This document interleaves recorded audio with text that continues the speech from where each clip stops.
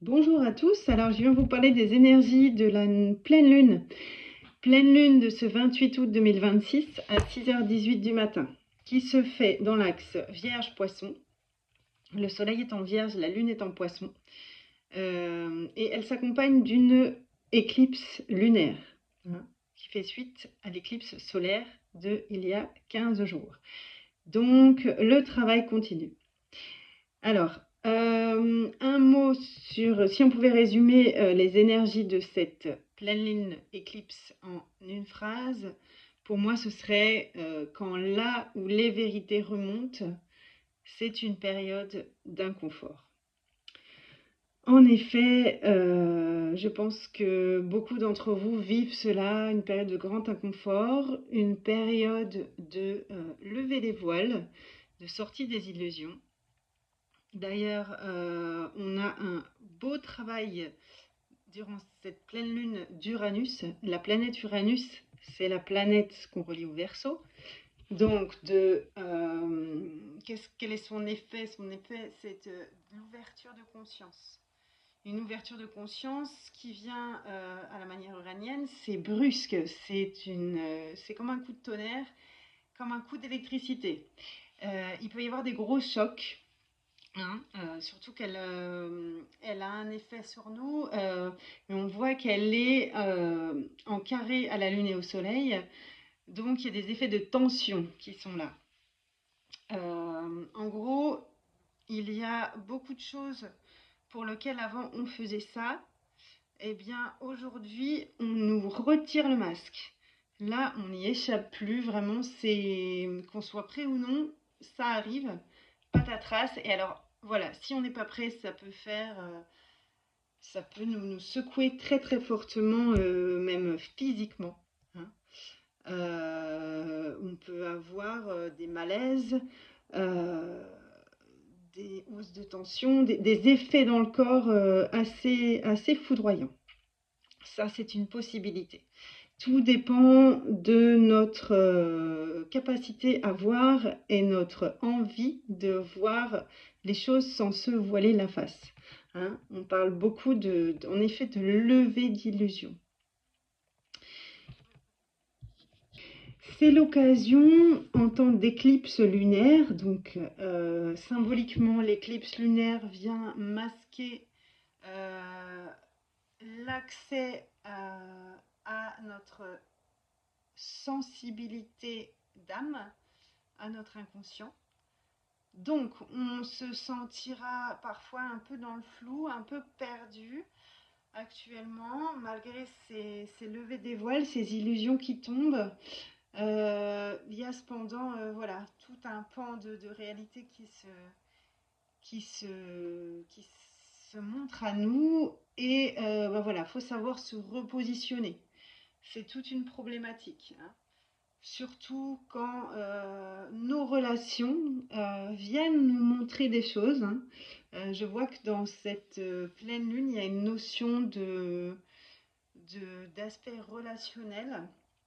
On découvre soit le véritable visage des autres, soit à travers l'autre, on va mieux se comprendre soi dans ses ombres, puisque nous sommes tous constitués d'ombres. Nos ombres, ce sont ce qui est dans notre inconscient, ce sont les parties cachées, parfois les parties pas belles qu'on a voulu ignorer ou mettre en déni, hein, qui ne sont autres que des parties souffrantes qu'on n'a pas pu aimer et qu'aujourd'hui, quand elles ressortent, notre responsabilité, c'est de les inonder d'amour pour qu'elles puissent se transformer, hein. On est aussi là-dedans. Donc quelque part, les vérités qui éclatent, qui ressortent, les prises de conscience sur le monde qui nous entoure, où on ouvre les yeux sur certaines choses, hein, on va de réveil en réveil pour certains, ça nous ramène à nous, ça nous ramène à soi à l'intérieur, ça va peut-être amener à une introspection où on va être amené à faire un tri en soi sur ce qui est nous, sur ce qui nous appartient ou ne nous appartient pas. les systèmes auxquels on a adhéré, les manières d'être, qu'on a accueillis depuis l'enfance sans discuter puisqu'on faisait partie de ce système. Là, tout d'un coup, on va les remettre en question. On va dire, mais quelle est ma place, ma véritable essence, quel est mon rôle là-dedans? Qui suis-je? Et est-ce que lorsque je me trouve, je me comprends moi-même, est-ce que ça me correspond ou non? Est-ce que je continue à valider ce système ou non? C'est ce tri qu'on va faire va nous permettre de nous libérer de tous ces schémas qui nous entravaient en fait. On est véritablement ici dans cette énergie du Verseau qui vient libérer les consciences et libérer les hommes de leur chaîne spirituelle. Les énergies scorpions ici travaillent en amont, avec le formidable travail de Pluton là, qui fait remonter les vérités qui dérangent.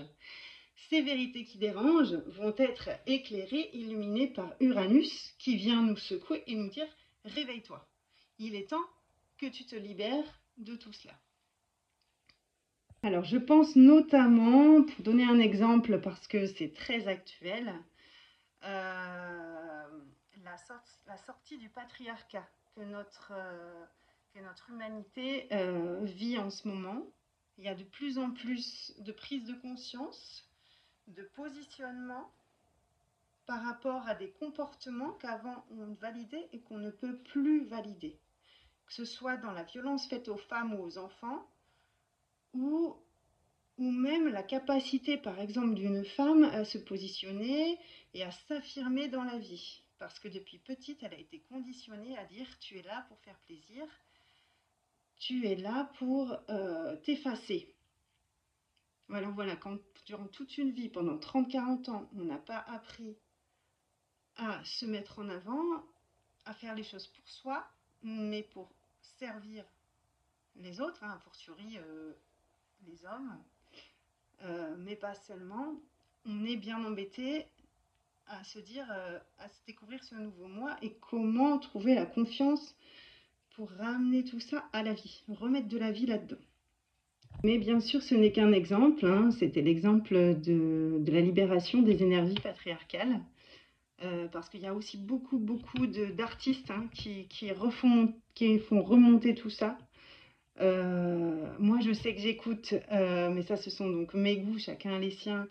Le groupe Evanescence là vient de sortir un album qui nous parle de ça, de cette libération. Une jeune femme que je viens de découvrir qui s'appelle comment elle s'appelle déjà, je ne sais plus, mais voilà, et il y en a bien d'autres. Il y a beaucoup de réactions de la part de la jeunesse ou même des moins jeunes autour de ça. Il est temps de se réveiller, arrêtons de nous se voiler la face, mais plutôt accueillons ce qui fait mal, accueillons ce qui est sombre, regardons-le en face, et hop, on en fait une catharsis. On le crie, on l'expulse, mais on fait prise avec le réel. Voilà, c'est en faisant prise avec le réel, en amenant les changements en nous, en les travaillant en nous, ce qui dérange, ce qui fait mal, qu'on va pouvoir changer le monde. C'est pas en restant dans notre petit paradis artificiel, en déni, ou dans notre bulle. C'est en substance ce qui se passe, les énergies là, de réveil qui sont qui ressortent à travers ce changement de paradigme qu'on est en train de vivre. Évidemment, dans ce mouvement de libération, il y a beaucoup de colère, une libération de la colère, mais la colère qui est juste, pour amener cette libération. Parce que la colère dit « je ne me sens pas respectée ». Je reconnais que là, je ne suis pas respectée. Et aujourd'hui, je m'aime et je me respecte assez pour le dire et pour faire changer les choses. Donc voilà, tout ça fait qu'on vit une période d'inconfort. Et malgré tout ça, il faut savoir prendre son mal en patience. C'est ce que nous disent les énergies actuelles. Il faut savoir prendre son mal en patience, savoir que la vie est faite d'épreuves. Parfois, il y a certaines périodes de nos vies où on peut être plus léger. parfois c'est plus compliqué, on doit faire face à certaines diminutions temporaires de nos capacités d'action ou de notre joie de vivre parce qu'on est occupé à accueillir des choses lourdes qu'on transforme, qu'on transmute. Mais tout ça ne doit pas nous empêcher de garder en ligne de mire le soleil, j'allais dire, en fait la foi, que tout ça est une période, est un passage. Hein, on est véritablement dans ces éclipses avec un passage et que ça va se transformer. Malgré toutes les épreuves qu'on subit, malgré toute la lourdeur du monde qui nous entoure, on n'a pas forcément, on n'y va pas forcément de gaieté de cœur dans cette rentrée, mais il faut en passer par là. C'est une étape obligée, c'est une étape nécessaire où des vérités nous sont amenées, nous sont révélées avec une nouvelle manière de voir le monde, un travail sur soi pour se transformer. Et par la suite, plus tard, que tout ça se transforme et qu'on vive des choses de manière peut-être plus légère, en tout cas où chacun, on aura tous, enfin je l'espère, ou un grand nombre auront repris leur part de responsabilité, ce qui fait qu'on sera dans une notion, une conscience de la collectivité, du pouvoir du groupe beaucoup plus grand.